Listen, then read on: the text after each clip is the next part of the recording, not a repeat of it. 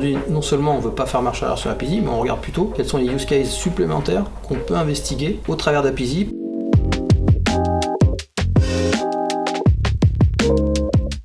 RCBT, c'est une société qui gère l'activité commerciale des boutiques Bouygues Télécom. En quelques chiffres, c'est à peu près 520 boutiques. On a à peu près 3000 collaborateurs qui interviennent tous les jours au service de nos clients en boutique. On a 5000 devices informatiques qu'on utilise au quotidien. En moyenne, 22 millions de clients qui passent dans nos boutiques tous les ans.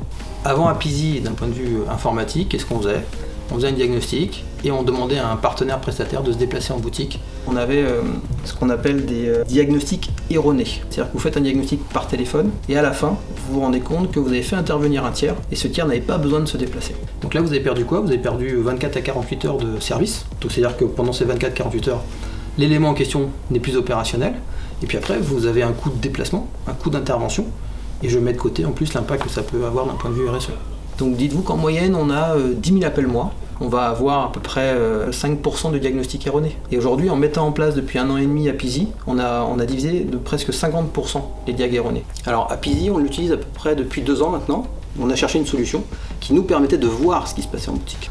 Apizee a apporté en fait cette complémentarité de cette solution qui permet d'identifier un câble, de l'entourer avec un stylet, d'accompagner le geste de la personne, de leur réorienter son geste, puisqu'on avait de l'interaction. Avec Apizee, on a tous ces apports-là, et vraiment, je pense que c'est l'utilisation à l'utilisateur qui est vraiment mis en avant, plus que nous, puisque nous, on maîtrisait nos gestes.